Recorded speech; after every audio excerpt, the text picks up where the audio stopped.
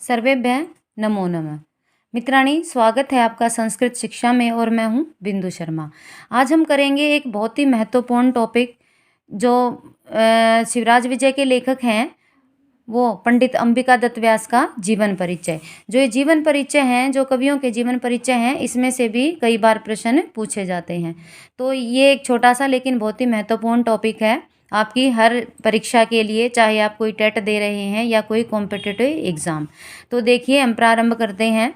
देखिए, पंडित अंबिका दत्त व्यास का जीवन परिचय। देखिए, इसके पिता में कौन थे, इनके पिता में कौन थे। पंडित अंबिका दत्त व्यास जी के पिता में कौन थे?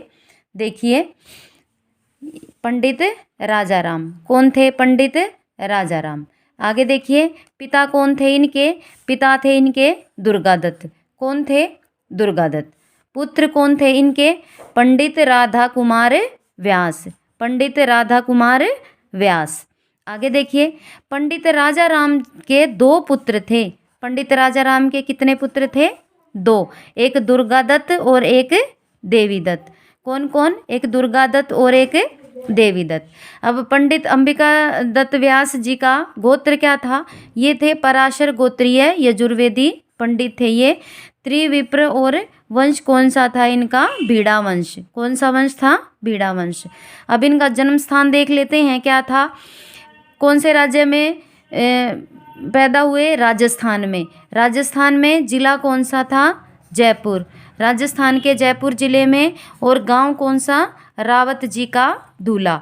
रावत जी का दूल्हा। कौन सा राज्य? राजस्थान में, जयपुर जिले में। और रावत जी का दूल्हा इनका ग्राम था। और मोहल्ला था कौन सा? सिलावटी मोहल्ला। कौन सा मोहल्ला? सिलावटी मोहल्ला। आगे देखते हैं। अब जन्म समय क्या माना जाता है इनका? चैत्र शुक्ल पक्ष की अष्टमी। क्या माना जाता है? चैत्र शुक्ल की अष्टमी, संवत 1915 या 1858 ईस्वी में इनका क्या माना जाता है? जन्म समय माना जाता है। आगे देखते हैं। अब इनकी मृत्यु कब हुई थी? इनकी मृत्यु हुई थी मार्गशीर्ष में अगहन में कृष्ण पक्ष की त्रयोदशी को। और उस दिन क्या वार था? सोमवार को। और संवत कौन सा था? 1957 संवत। और कब? 1900 ईस्वी में। 1900 ईस्वी में। और जन्म कब हुआ था? जन्म कब हुआ था? अभी हमने पढ़ा है। जन्म कब हुआ था इनका? 1858 ईस्वी में। और मृत्यु कब हुई थी? 1900 ईस्वी में। अब कर्मस्थली कहाँ पर ये पढ़े थे? काशी में अध्ययन किया इन्होंने। काशी में अध्ययन और अध्यापन किया इन्होंने। और कुल रचनाएं लगभग कितनी थी? लगभग 78 रचनाएं इन्होंने लिखी थी। कितनी? लगभग 78 रचनाएं। अब इनमें से संस्कृत रचनाएं कौन सी थी? सबसे महत्वपूर्ण है शिवराज विजय। ये क्या था? एक उपन्यास है ये। और दूसरा सामवत नाटक। कौन सा? दूसरा सामवत नाटक। कितने वर्ष की अवस्था में लिखा था? 22 वर्ष की अवस्था में। और कौन कौन से थे? एक थे रत्ना अष्टक और थे कथा कुसुम।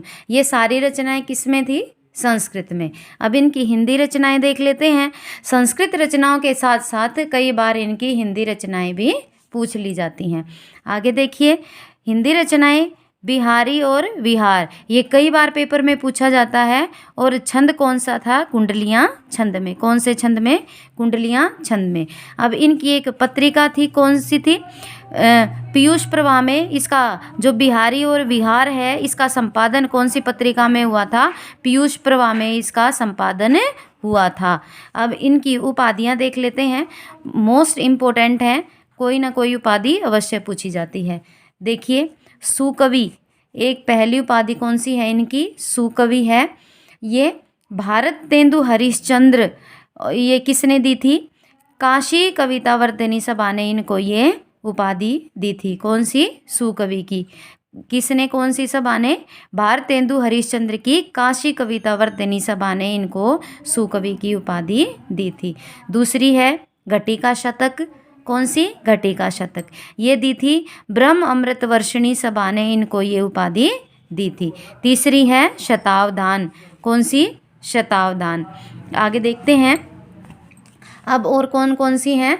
देखिए, एक है भारत रत्न, एक है अभिनव बाण, अभिनव बाण और दूसरी है आधुनिक बाण। ये कई बार प्रश्न पूछा जाता है कि अभिनव बाण और आधुनिक बाण किस कवि को कहा जाता है, तो किस कवि को कहा जाता है, ये कहा जाता है पंडित अंबिकादत्त व्यास को। अब अगली है भारत भूषण और हमारी अगली है महाकवि। एक बार फिर इनकी उपाधियां देख लेते हैं कौन कौन सी हैं। सुकवि हैं, ये भारतेंदु हरिश्चंद्र ने काशी कविता वर्धिनी सभा में दी थी। दूसरी है घटिका शतक, ये ब्रह्म अमृत वर्षिणी सभा ने दी थी। तीसरी है शतावधान और भारत रत्न, अभिनव बाण या आधुनिक बाण और भारत भूषण, और अगली है हमारी महाकवि। अब कुछ इम्पोर्टेंट फैक्ट देख लेते हैं। देखिए, एक तो ये प्रश्न पूछा जाता है बार बार कि प्रथम ऐतिहासिक उपन्यास कौन सा है, तो प्रथम ऐतिहासिक उपन्यास कौन सा है, शिवराज विजय। कौन सा, शिवराज विजय। और इसके प्रणेता थे कौन, अंबिकादत्त व्यास, पंडित अंबिकादत्त व्यास। आगे देखते हैं, बिहारी और बिहार में व्यास जी ने अपना संक्षिप्त जीवन परिचय लिखा है।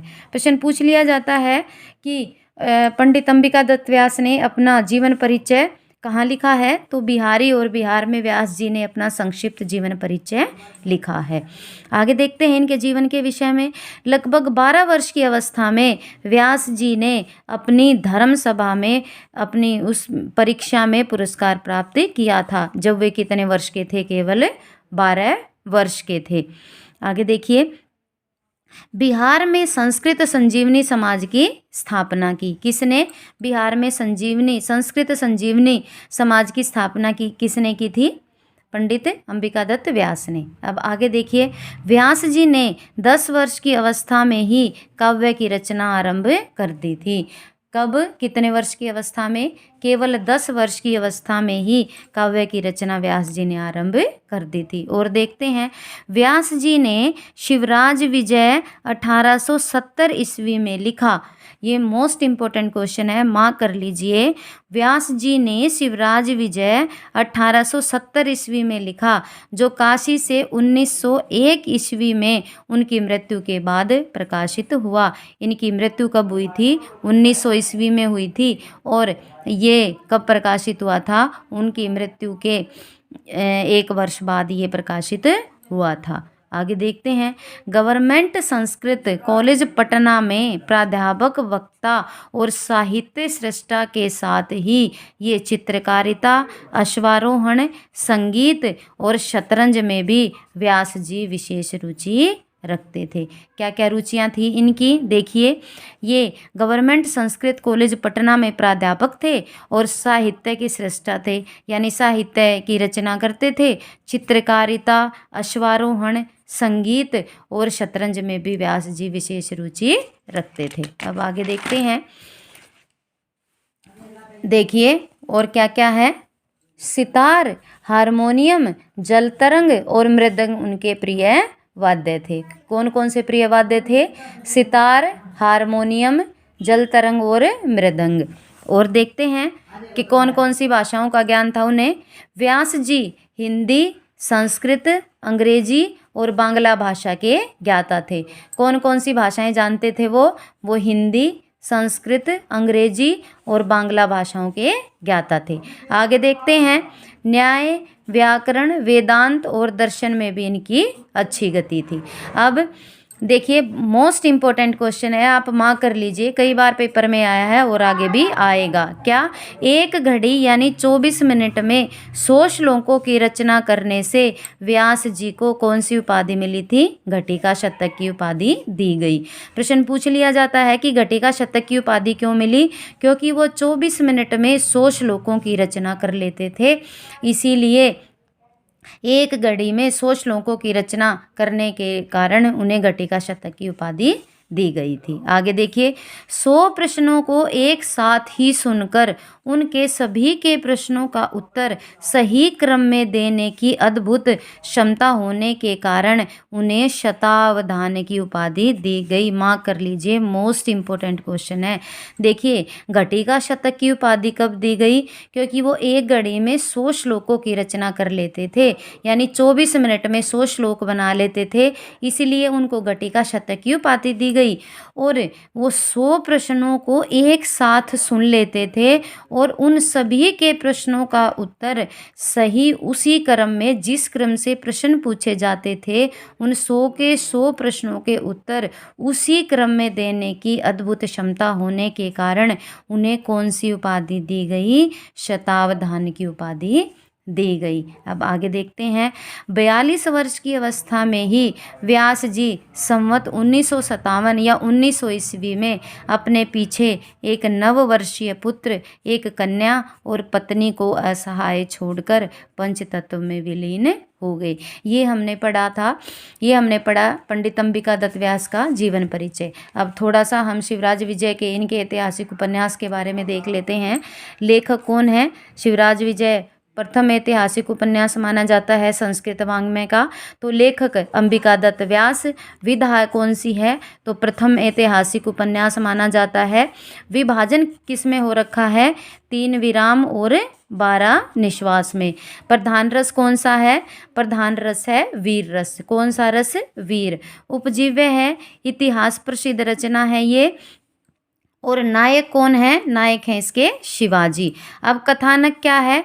इसमें शिवाजी का जीवन चरित्र दिखाया गया है, तो ये कथानक है। और प्रमुख पात्र देख लेते हैं कौन कौन है। गौर सिंह है, श्याम सिंह है, ब्रह्मचारी गुरु, योगीराज, सोवर्णी, औरंगजेब, अफजल खान, शहाबुद्दीन और रोशन आरा। तो आगे देखते हैं। शिवराज विजय 1870 ईस्वी में लिखा गया, जो काशी से प्रकाशित हुआ था 1901 ईस्वी में। ये संस्कृत वाङ्मय का प्रसिद्ध ऐतिहासिक उपन्यास माना जाता है और इसकी रीति है पांचाली रीति। फ्रेंड्स, थोड़ा सा देख लेते हैं, एक फास्ट रिवीजन और ले लेते हैं। देखिए, ताकि आपको जल्दी से ये याद हो जाए, कक्षा में ही ये आपको याद हो जाए। पितामह कौन थे इनके? पंडित अंबिका दत्त व्यास जी के पितामह पंडित राजाराम, पिता दुर्गा दत्त, पुत्र पंडित राधा कुमार व्यास।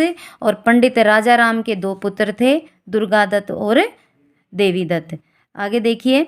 गोत्र पराशर गोत्रीय, यजुर्वेदी, त्रिविप्र और बीड़ा वंश के थे। जन्म स्थान राजस्थान में के जिला जयपुर था और गांव था रावत जी का धूला, मोहल्ला सिलावटी। जन्म कब हुआ था? चैत्र शुक्ल पक्ष की अष्टमी, संवत 1915 या 1858 ईस्वी में। फ्रेंड्स, कोशिश कीजिए कि आपको ये कक्षा में ही याद हो जाए। मृत्यु मार्गशीर्ष अगहन कृष्ण पक्ष की त्रयोदशी को सोमवार था, उस दिन 1957-1900 ईस्वी में इनकी मृत्यु हो गई। कर्मस्थली कौन सी है? अध्ययन अध्यापन कहाँ किया? काशी में ही किया। कुल रचनाएं लगभग 78 हैं। संस्कृत रचनाएं शिवराज विजय हैं और उपन्यास है। सामवत नाटक 22 वर्ष की अवस्था में, और भी जो नाटक लिखे, रत्नाष्टक और कथा कुसुम आदि। हिंदी रचनाएं मोस्ट इम्पोर्टेंट है। बिहारी विहार कुंडलिया छंद में, और पीयूष प्रभा का संपादन जो कौन सी पत्रिका में हुआ था? पीयूष प्रभा का संपादक किया था। उपाधियाँ सुकवि भारतेंदु, हरिश्चंद्र और कवितावर्धिनी सभा, घटिका शतक, ब्रह्मवर्षिणी सभा और शतावधान। भारत रत्न, अभिनव बाण, आधुनिक बाण, भारत भूषण और महाकवि आदि इनकी उपाधियाँ हैं। प्रथम ऐतिहासिक उपन्यास के प्रणेता हैं व्यास जी। और बिहार बिहारी में अपना संक्षिप्त जीवन परिचय लिखा। 12 वर्ष की अवस्था में धर्मसभा में जो परीक्षा हुई थी उसमें पुरस्कार प्राप्त किया। संस्कृत संजीवनी समाज की स्थापना की बिहार में। उसके बाद 10 वर्ष की अवस्था में ही काव्य रचना आरंभ कर दी थी इन्होंने। और शिवराज विजय 1870 ईस्वी में कहाँ से प्रकाशित हुआ था? जहाँ से इन्होंने अध्ययन अध्यापन किया था, काशी से। 1901 में उनकी मृत्यु के बाद प्रकाशित हुआ था। और फिर इनकी कुछ हैं चित्रकारिता, अश्वारोहण, संगीत, शतरंज में भी व्यास जी विशेष रुचि रखते थे। सितार, हारमोनियम, जल तरंग और मृदंग उनके प्रिय वाद्य थे।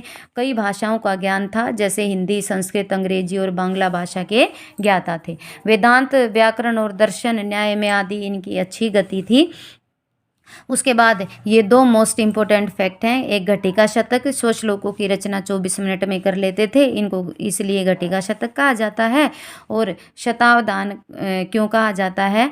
क्योंकि 100 प्रश्नों के उत्तर एक साथ देने की क्षमता थी। और फिर 42 वर्ष की आयु में ये पंचतत्व में विलीन हो गए। शिवराज विजय का हम पहले पढ़ चुके हैं, इसके बारे में कुछ इम्पोर्टेंट चीज़ें, और इसके हम बहुविकल्पीय प्रश्न भी कर चुके हैं। 100 प्रश्न हम इसके बहुविकल्पीय 4 क्लासेस हम पहले कर चुके हैं। यदि आपने वो क्लासेस पहले नहीं देखी हैं तो प्लीज़ उन क्लासेस को देखिए, क्योंकि ये बहुत ही वो इम्पोर्टेंट हैं आपके हर एग्ज़ाम के लिए। फ्रेंड्स, यदि आपको वीडियो अच्छा लगता है तो प्लीज़ लाइक कीजिए, शेयर कीजिए और कमेंट अवश्य कीजिए, ताकि और अच्छा काम करने का मोटिवेशन मिले। और यदि आप चैनल पर नए हैं तो प्लीज़ चैनल को सब्सक्राइब कीजिए और जो बेल आइकन है वो प्रेस कीजिए, ताकि आने वाली हर वीडियो का नोटिफिकेशन आप तक पहुंचता रहे। आज के लिए इतना ही। आपका दिन शुभ हो। समय देने के लिए धन्यवाद। नमो नमः।